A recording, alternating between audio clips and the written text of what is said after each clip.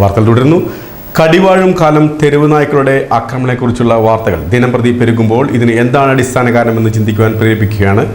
Cinema സംവിധാന രംഗത്ത് ചുരുങ്ങിയ കാലം കൊണ്ട് ശ്രദ്ധേയനായിക്കൊണ്ടിരിക്കുന്ന വിപിൻ സുബ്രഹ്മണ്യന്റെ ഈ ഹ്രസ്വ ചിത്രത്തിലൂടെ 2 മാധ്യമപ്രവർത്തകരിലൂടെയാണ് 13 മിനിറ്റ് ദൈർഘ്യമുള്ള ഹ്രസ്വചിത്രം ഒരുക്കിയിരിക്കുന്നത്. വാർത്തകളിലെ പുതുമകൾ തേടുന്ന മാധ്യമലോകം തെരുവ് നായ്ക്കളുടെ ആക്രമണത്തെ ലോകത്തിന് മുൻപിൽ എത്തിക്കുമ്പോൾ ഇവയുടെ വളർച്ചയുടെ പ്രധാന കാരണം കണ്ടെത്തുവാൻ ഒന്നും ചെയ്തില്ലെന്നാണ് വിപിൻ പറയുന്നത്. പേര് പോലെ കലികാലത്തിലെ വെറും വാർത്ത മാത്രമല്ല ഇതിന്റെ യഥാർത്ഥ കാരണമെന്നും യഥാർത്ഥ കാരണം എന്താണെന്ന് ആരും അന്വേഷിക്കാൻ തയ്യാറായില്ലെന്നും അതിന് പരിഹാരം കാണേണ്ട ജനപ്രതിനിധികളോ ഭരണ സംവിധാനങ്ങളോ അതിനായി ഒന്നും ചെയ്യുന്നില്ലെന്ന തിരിച്ചറിവാണ് ഈ ചിത്രത്തിന്റെ ലക്ഷ്യമെന്ന് വിപിൻ പറയുന്നു.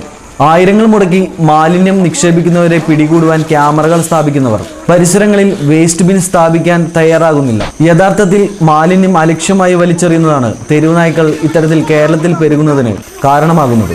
മറ്റൊരു സംസ്ഥാനത്തും ഇത്രയധികം നായ്ക്കളുടെ ശല്യം ഉള്ളതായി കാണുന്നില്ല. അവിടെ മാലിന്യ നിർമ്മാർജ്ജനത്തിന് കൃത്യമായ പദ്ധതികളുണ്ട്. നമ്മുടെ നാട്ടിൽ മാലിന്യ പ്രശ്നത്തിന് പരിഹാരം കാണുവാൻ സാധിക്കുകയും അതിനെതിരെ ബോധവൽക്കരണം നടത്തുകയും തയ്യാറാവണമെന്നാണ് 2 പത്രപ്രവർത്തകരുടെ കാഴ്ചപ്പാടിലൂടെ കടിവാഴും കലികാലം എന്ന ഹ്രസ്വചിത്രം പറയുന്നത്. വാർത്തകൾ സൃഷ്ടിക്കാനുള്ള തിരക്കിൽ യാഥാർത്ഥ്യങ്ങൾ കാണാതെ പോകുന്നതായും ഹിന്ദി സിനിമാ സഹസംവിധായകനായ വിപിൻ ചൂണ്ടിക്കാണിക്കുന്നു. ഈ തെരുവ് നായ്ക്കളെ കൊല്ലൽ ഒരു 30 വർഷം മുമ്പ് തുടങ്ങി നമ്മൾ കൊല്ലുന്നുണ്ട്. മുനിസിപ്പാലിറ്റിയും ഒക്കെ ഇനീഷ്യേറ്റ് എടുത്തിട്ട്. പക്ഷെ കൊല്ലണതാണ് പരിഹാരം എന്നുണ്ടെങ്കിൽ ഇന്ന് തെരുവ് നായ്ക്കൾ റോഡിലുണ്ടാവില്ല. നമുക്ക് ഇത്ര വർഷമായിട്ടും നമുക്കൊരു ചാലക്കുടിയിലൊരു വേസ്റ്റ് ഇടാനുള്ള ഒരു സംവിധാനമോ അല്ലെങ്കിൽ ഇന്നും ഇപ്പോൾ വേസ്റ്റ് ഇടരുത് എന്ന് പറഞ്ഞിട്ട് ഇവിടെ ഒരു ക്യാമറ കൊണ്ടുവച്ചിട്ടുണ്ട്. ആ ക്യാമറ കൊണ്ടുവയ്ക്കാനുള്ള ഇൻവെസ്റ്റ്മെൻറ്റും കാര്യങ്ങളൊക്കെ ഉള്ളത്. പക്ഷെ ഒരു വേസ്റ്റ് ബിൻ കൊണ്ടുവയ്ക്കാൻ പറ്റിയില്ല മുനിസിപ്പാലിറ്റിക്ക്. അല്ലെങ്കിൽ ഇവിടെ വൈകിട്ട് വന്ന് നോക്കിയിട്ടുണ്ടെങ്കിൽ അറിയാം, ഈ കോളനി ഫുള്ള് കിടന്ന് പുകയുണ്ടാവും. എല്ലാവരും ഇട്ട് കത്തിക്കുകയാണ്.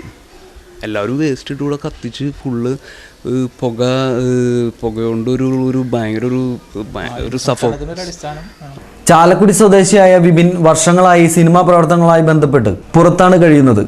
അവിടെ നിന്നുള്ള തന്റെ അനുഭവമാണ് ഇത്തരത്തിൽ ചിന്തിക്കുവാനും എഴുതുവാനും കാരണമായതെന്ന് വിപിൻ പറയുന്നു.